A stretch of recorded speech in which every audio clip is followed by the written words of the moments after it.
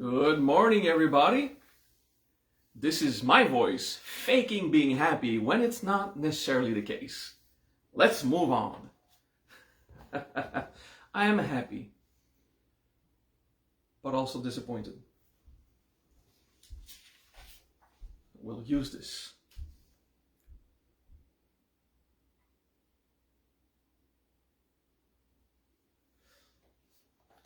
Good. I'm going to put this here for now.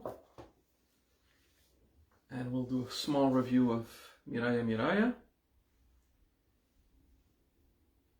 Rock and roll with a drop finger. Om Miraya Swaha. Om Miraya Swaha. Om Miraya Swaha. For the purpose of expanding without limits or restraint. For our experience to not have anything that holds us back. It's a good way to realize that it is our own arrogance that holds us back. Om Miraya Swaha. Om Miraya Swaha. Om Miraya Swaha. Next mudra, rock and roll this way. The jade bracelet mudra, which I don't know why it's called the jade bracelet. Om Pranaha Miraya Swaha. Pranaha. Om Pranaha Miraya Swaha. Om Pranaha Miraya Swaha.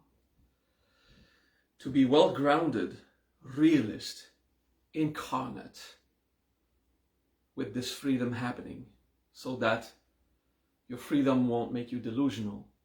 Be objective and well embracing this natural world. Om Pranaha Miraya Swaha. Om Pranaha Miraya Swaha. Om Pranaha Miraya Swaha.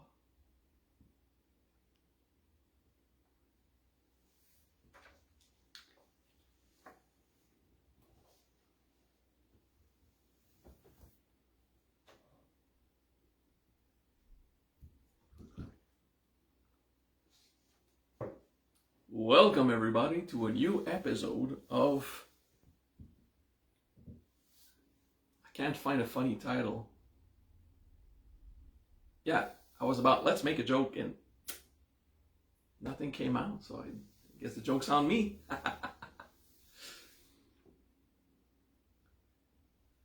I enjoy one of the effects of Miraya, that it removes limits as much as my own ego has worked. And it reminds me of wisdom, Miraya, on just a city meditation, Miraya, of expanding also your field of consciousness inside you, so you can be aware of more than one thing at a time. I started with the example, I'm happy, and I'm also emotional, sad, because of 3 events that happened this week. Developments that are also accompanied with good news. But life. Something happening with my parents, and something happening with my job, not the Mahariya job, the other job. Something happening with my finances, which is not bad, don't worry. But, you know, I'm going to be careful with my expenses, let's say. Projects are happening so well. It's filled with good news. So I hope you are also blessed with this expanded feeling, where if you have something, we'll call it negative, a dense emotion, it does not prevent you from feeling the good stuff also. Because that allows us to de-dramatize. It's not just shit happening, it's little events that are unpleasant amongst all the other blessings because, ooh, I've got more than 3 stories that are blessings this week. It's really going well. How's your week going? Extremely well and somewhat bad. What? Most people would not express it this way. I can't count my blessings because it's more than what fits in the hand. It's just like I'm more blessed. But it's good to see it. I hope that you're learning from this. Okay.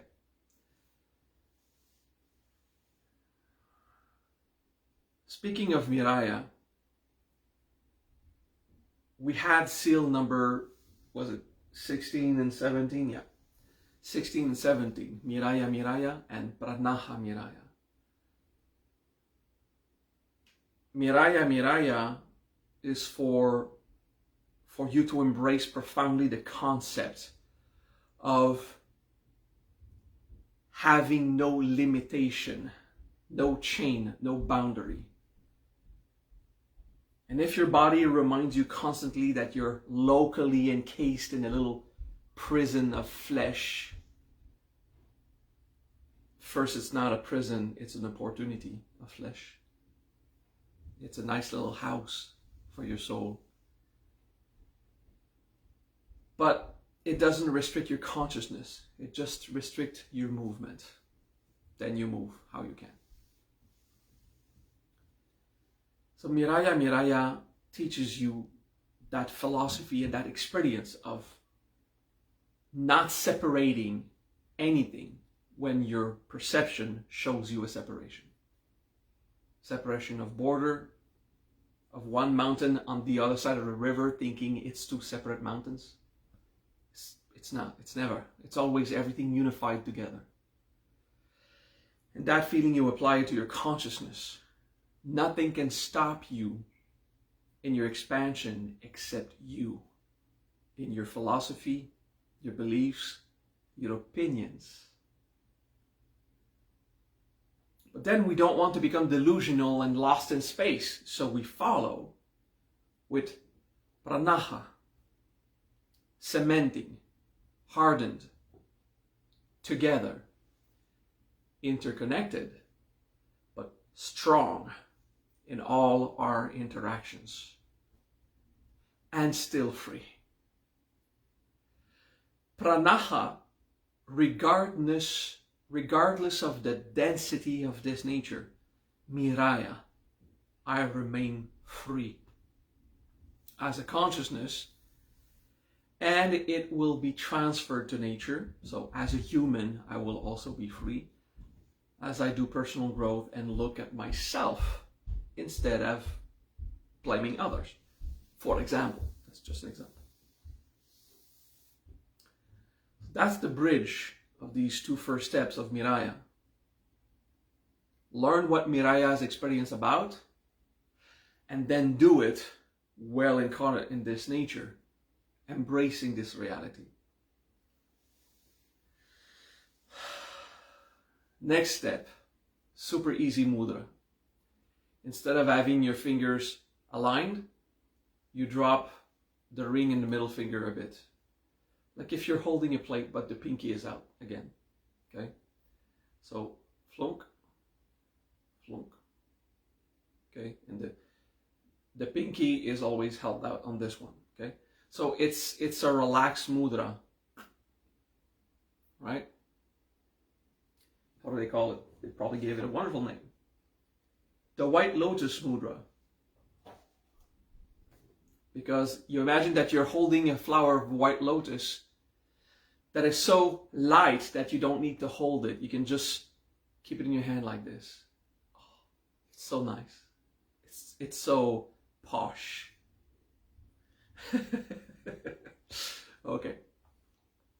Basically a symbol of openness and mild implication of the emotions and the experience of wisdom. Okay? Just still open, but somewhat implicated in your personal growth. 2 middle fingers, personal growth. That's the mudra. And the mantra is Om Vajra Miraya Swaha. Another application to Miraya with the Vajra. After incarnating with Pranaha, the cementing bonds of nature, now we can take a chance with less risks of delusion, less risks, by saying Vajra Miraya.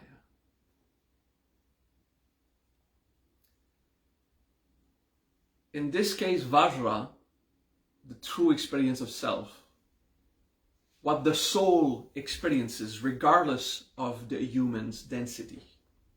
Okay? Om Vajra Miraya. It's all about the self in this expanded reality. Knowing yourself with no possible bonds.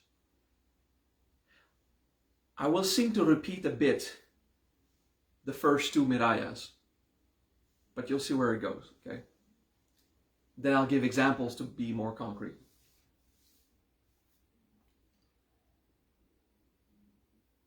Om Vajra Miraya Swaha.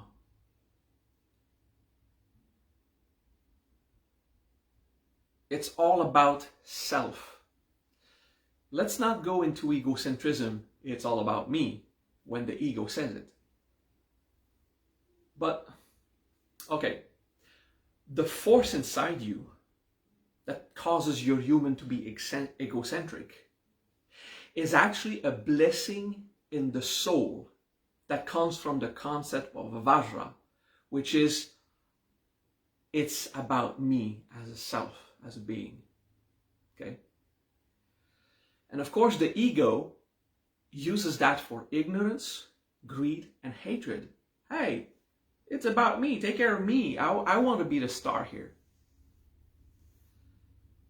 In the soul, that instinct of relating to yourself as Vajra is, hey, I'm the one who has to be compassionate, charitable, forgiving, and responsible, and true to myself.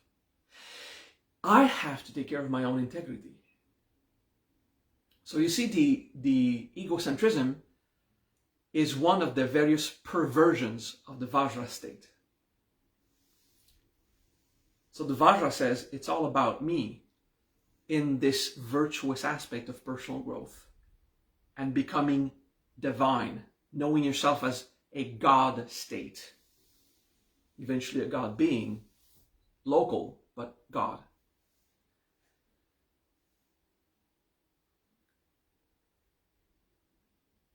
I'll give you an example.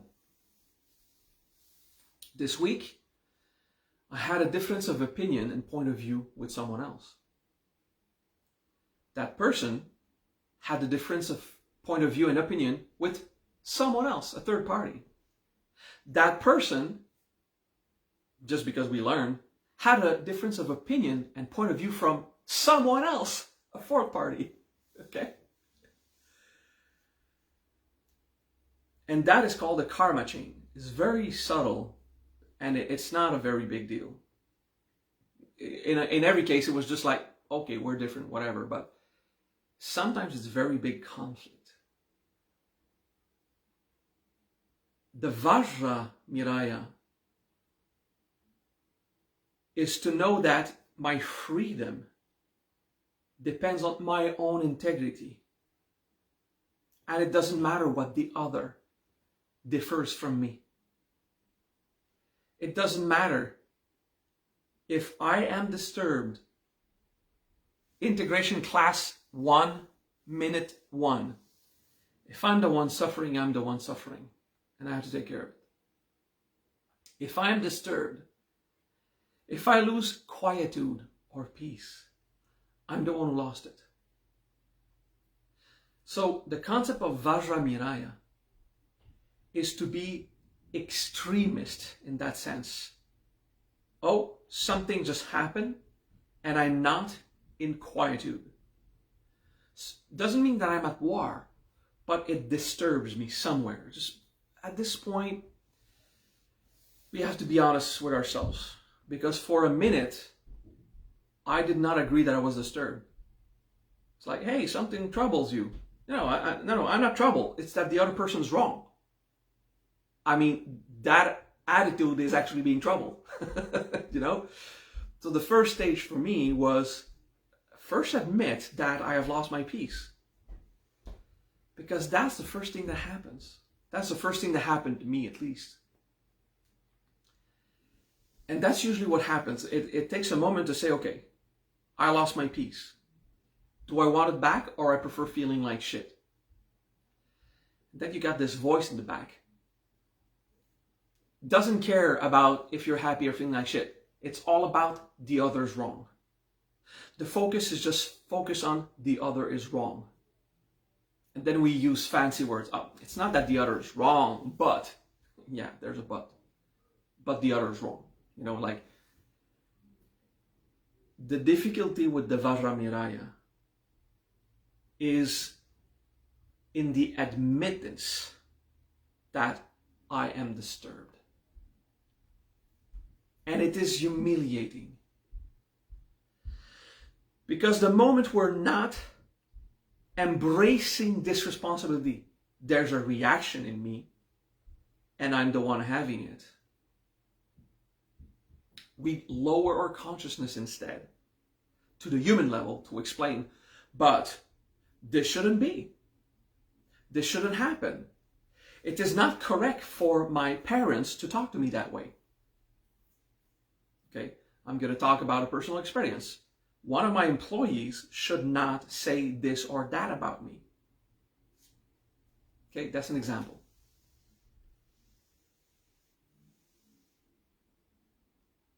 Of course, as a human, one of my employees should not talk shit in my back.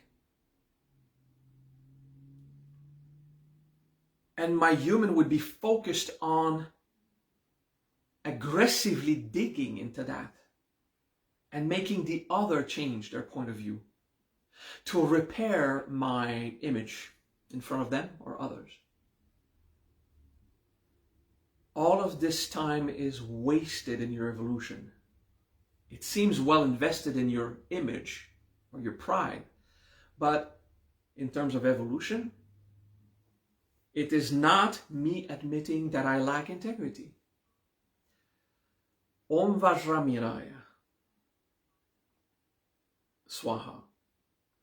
It is a call to the soul and to the human to say,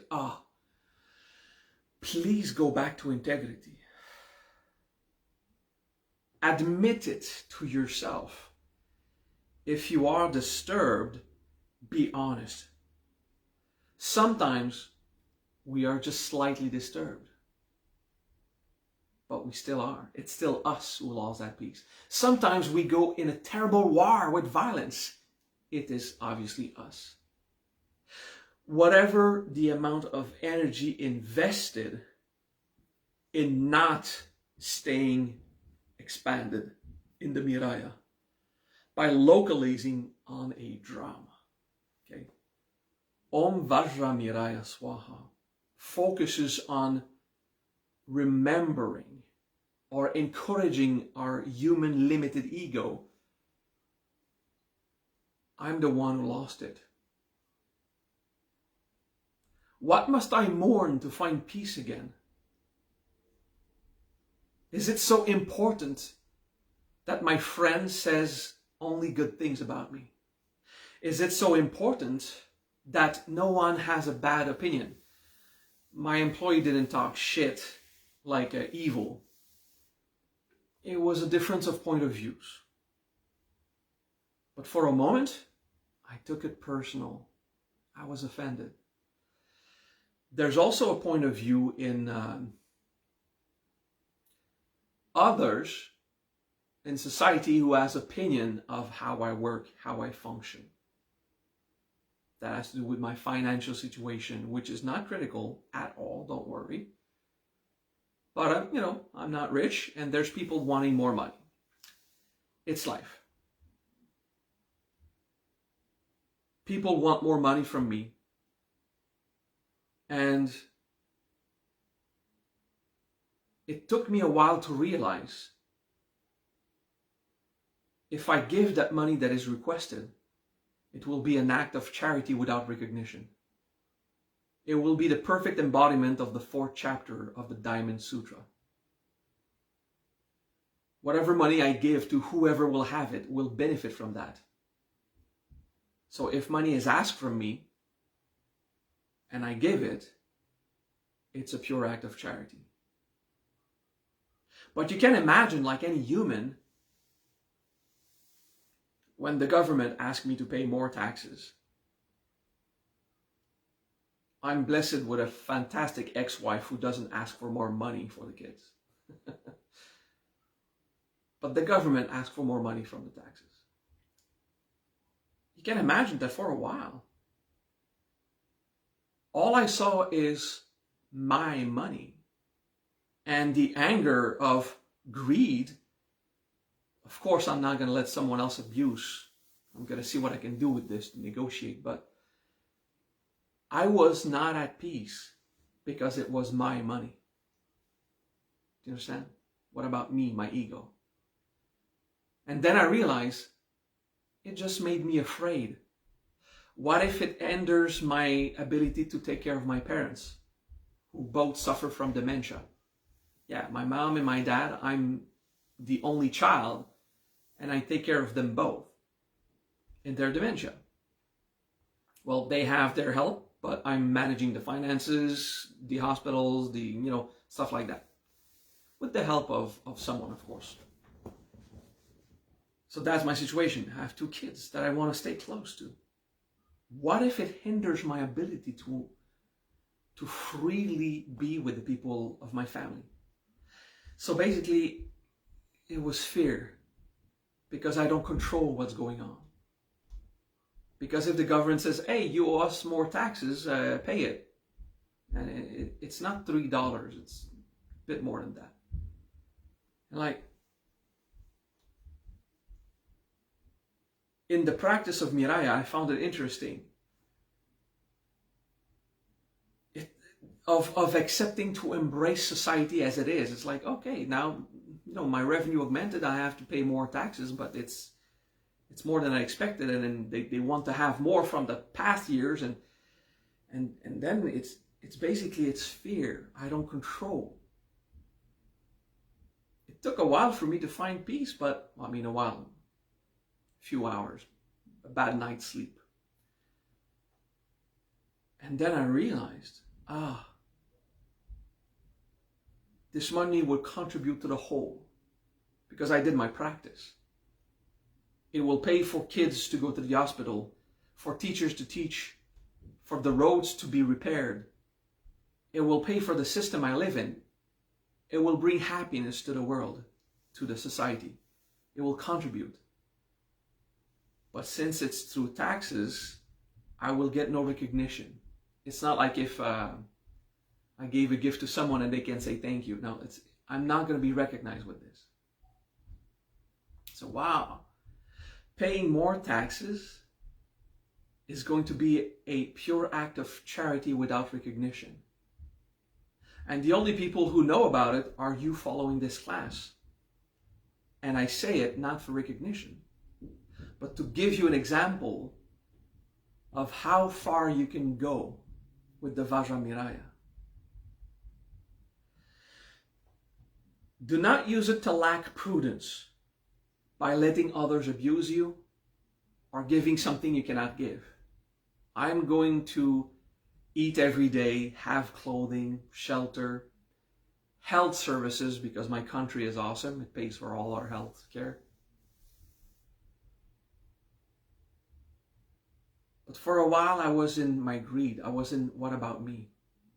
I want to keep the money. I don't want to give it. And I thought it was not greed because, but no, it's not greed. It's fear. It's like, it's prudence. What if I cannot wait? No one's going to prevent me from doing anything. I'm just going to refund the money I owe and move on. You understand? It's not going to kill me. I'm going to function. But it took me a while. And I like to use this example because it's absolutely extreme. I remember giving this counseling to Inma, maybe a decade ago. where someone did manipulation to steal a very large sum of money from her. And I said, I know it's shitty for you human, but it looks like you're paying a karma.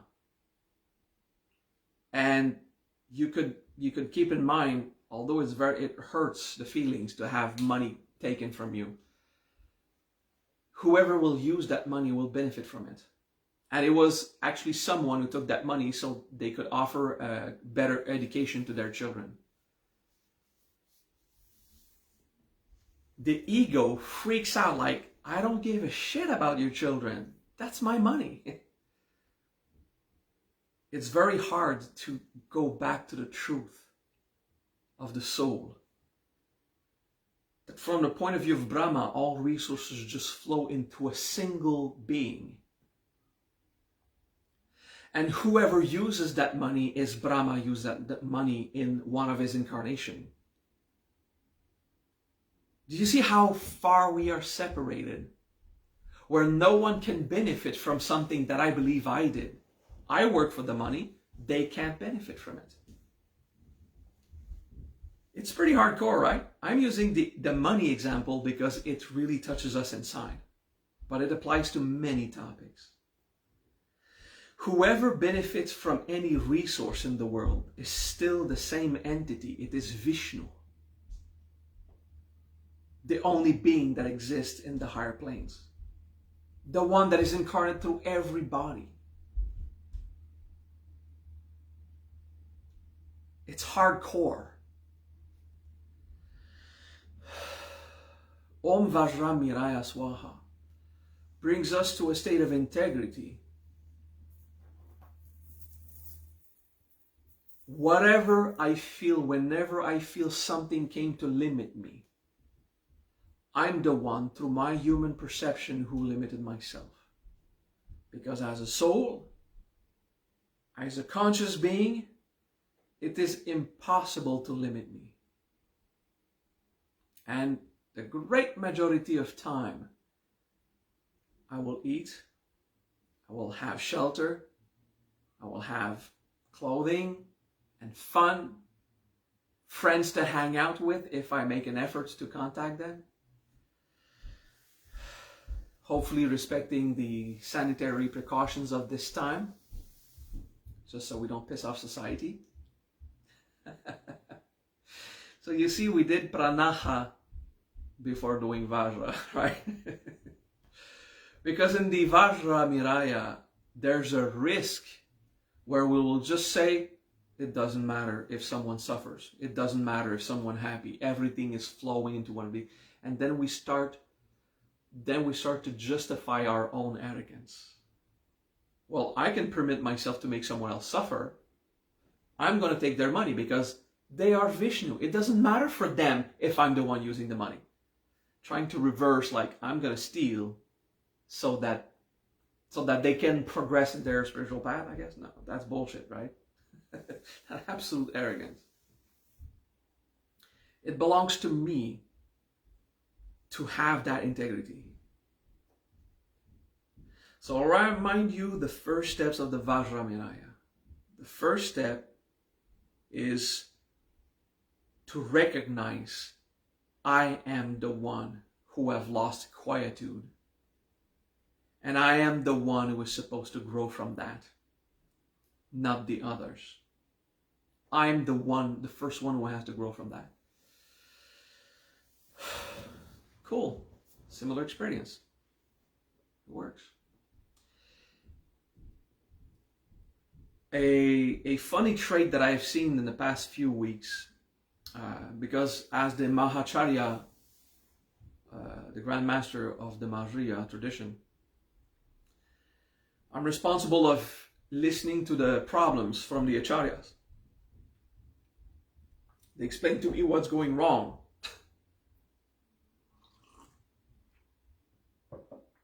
The newbies, the new students, they look at the Dikshakas, the Acharyas, the Adhyapaka also, whoever teaches, for the wisdom. Regardless of title, actually, even without ordination, an advanced student, someone who is experience after a few years of wisdom is very conscious. And they have a conflict with another very conscious person. It just happens that for me it was two acharyas. 3 different stories. Okay, there's 3 stories right now of 2 acharyas having a conflict. Okay, people being very advanced. And I have seen in all these 6 people, the 3 stories involving 222, I've seen a constant. Each of them are advanced and they know the other person to be advanced, so they expect the other to make their integration. But why are you trouble? I mean, just resolve it. You're acharya, you should resolve it.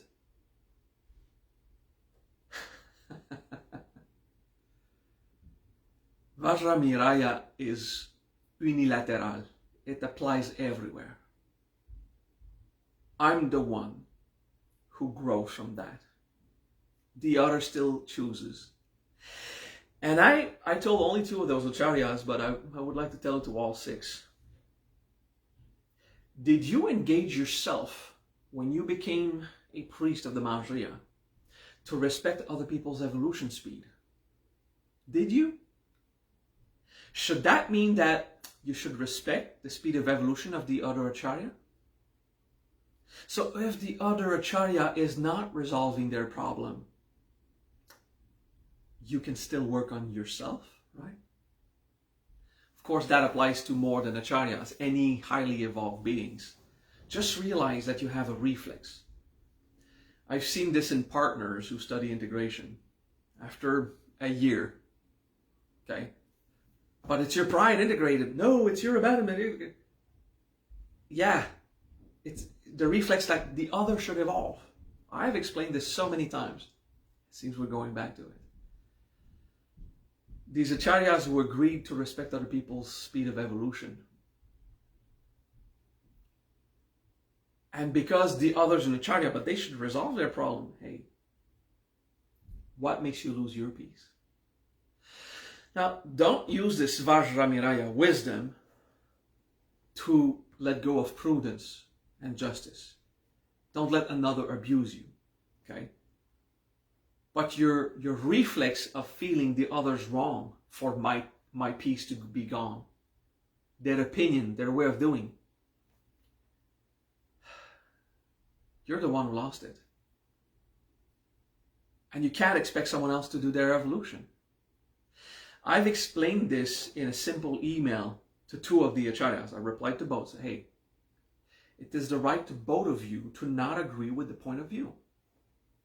So the first part of that teaching is, of this parenthesis is, maybe the other doesn't need to do the evolution, and maybe you should. But the second point of view is, maybe you are wrong and the other's right. You can't know that until you find integrity. Usually both are wrong in a conflict. That's the case.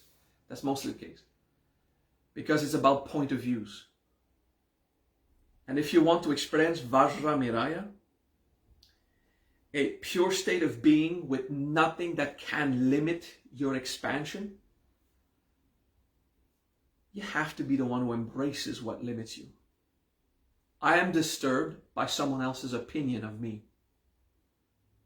I lost my peace because I don't control what others think.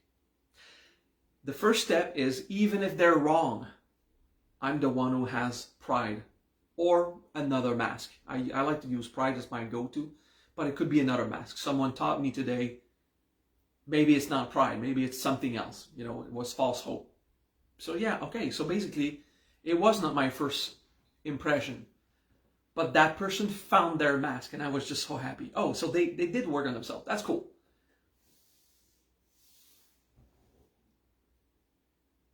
And I'm just glad to see someone progress. And it's not about the story, I didn't lose quietude, it's about their story, that they lose quietude. About my story of losing quietude, like the people asking more money, other people talking in my back. It's like, for me, it was pride. For me, greed and pride and fear and insecurities. Like, I did my integration. I went in. What would God be in that situation? What would a Buddha do? Because I lost Buddhahood for a few minutes there. Yeah. I'm the one who got stuck in the belief of resources. Of course, as a human practicing pranaha, niraya, I will take care of my resources by working and by managing and, doing what I have to do. Remember, if I say work all the time, that's my current state. If you're tired or if you can't for health reasons, just don't. If you have the blessing of not working, just don't. Take a break. I was happy, relaxing for almost a year, working very part-time. Now I have to work. It's good. First I embrace pranaha. Then I go to vajra and say, okay, I got stuck in that belief of what belongs to me. You see, the ego doesn't want to integrate that space of vajra, that there is no property, there is no relationship, and there is no identity that can limit you. The ego doesn't want to integrate it because he says, if I integrate the fear of losing, maybe I will lose it. No. If in your pure state of vajra, Brahma blesses you with a house, then you are Vishnu in that house. And if Brahma blesses you with having to move, you're Vishnu moving. It's just very hard to embrace nature. Nature is so dense. Pranaha and Garima are so dense. Prakti is pressure on pressure in nature compared to the great field of Brahma's mind, subtly flowing in consciousness in all directions.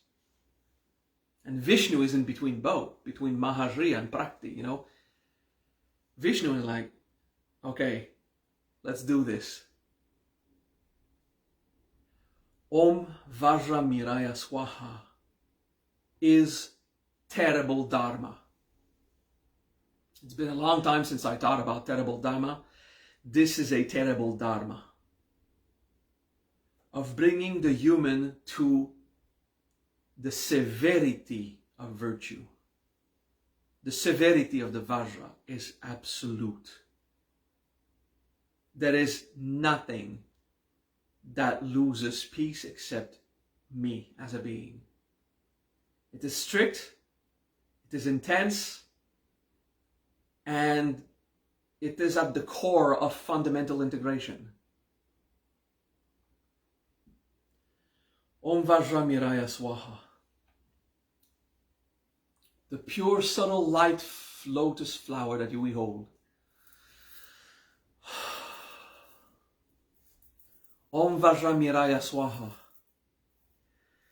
When you practice Vajra Miraya, you can still have opinions and beliefs. You can still share point of views with friends and enemies. You can talk, negotiate, try to get the best out of nature and save as much money as you can. Sometimes it's even called prudence instead of greed. But all of those things are in nature. You want to know yourself as a supernatural being, a divine entity?